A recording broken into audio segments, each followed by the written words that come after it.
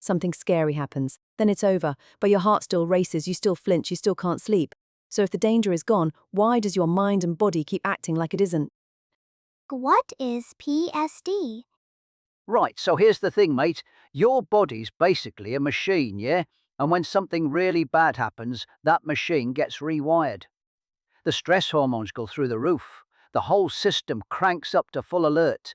And the problem is, it doesn't just switch back off again when the danger's gone. It stays revved. So you're jumpy, you can't sleep properly, your muscles are tense, you're knackered all the time. And when you're running on empty like that, everything feels bigger and louder than it should. Then your heart starts going, your stomach turns, you feel numb or panicky, and your body's basically going, nah, something's still wrong here, but nothing is wrong. That's just the machine misfiring, little buddy. It got used to being on high alert, and now it doesn't know how to stand down. It's not in your head, it's in your body. And the body takes its time, mate. It does things on its own schedule. What is PSD?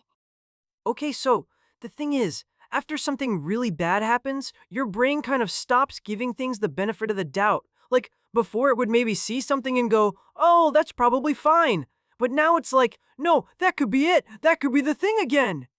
And it's not just the obvious stuff. It could be a smell, or the way someone's voice sounds, or just being in a similar place, and suddenly it's like, alarm bells, because the brain's scanning constantly for anything that even slightly matches what happened before. And here's where it gets tricky. Yeah, because avoiding those things actually feels good at first. Like relief, right? But then the brain goes, see, I was right to be scared. We got away from it. And so it keeps doing that. Every time you avoid something, it kind of locks in the idea that the world is unsafe and you can't handle it. So moving on, I don't know, it actually starts to feel like dropping your guard, which feels really dangerous. When trauma occurs, it disrupts the expected pattern of how life is supposed to work. You had a reasonable set of predictions about what would happen and when, and then something happened that completely violated those predictions. The mind does not accept that easily. So, it attempts to prevent a second surprise by controlling as much as possible. You might organize your schedule very precisely, manage what other people do, avoid any situation that is unfamiliar or unplanned. It feels logical. If you control enough variables, nothing unexpected can happen again. But the problem is that life contains variables you cannot account for. And when something unpredictable occurs, even something minor, it does not feel minor. It feels like the beginning of losing control again. So, you tighten further, you watch more closely, you cannot relax, because relaxing means lowering your guard, and lowering your guard is exactly what you are trying to avoid. What is PSD?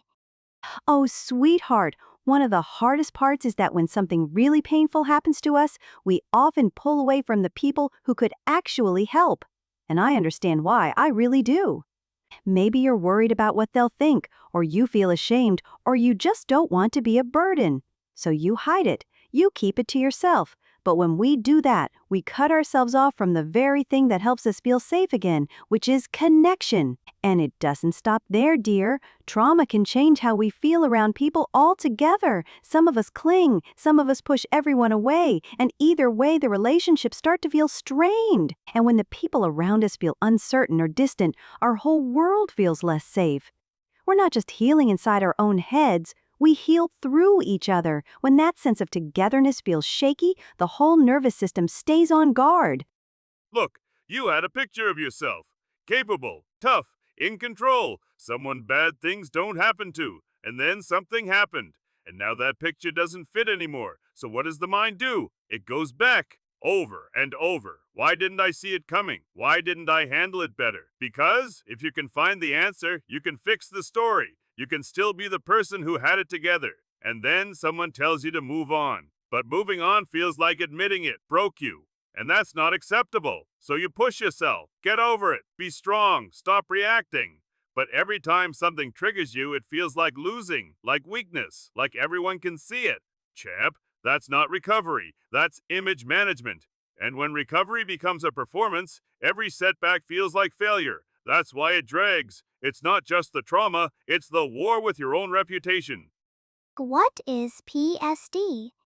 My child, when something wounds us deeply, the mind does not file it away like an ordinary memory. It keeps it close, keeps it ready. The body learns to move fast. The thoughts learn to scan the horizon. The habits learn to step around anything that might wake it up again. And beneath all of that, something quieter shifts too. The sense that life is predictable, that people are safe, that you know who you are, that can become uncertain. So the person who seems stuck, who flinches, who avoids, who cannot simply let it go, they are not being stubborn. They are being careful, in the only way they learned how. The mind that stays on guard is not a broken mind. It is a mind that once needed to protect something precious and has not yet found reason to believe the danger is truly gone. That is not a flaw in us. That is how deep the will to survive runs. If you made it this far, you're gonna want to see what comes next. Hit subscribe so you don't miss our next video, and click the video on screen now to keep learning more. See you in the next video.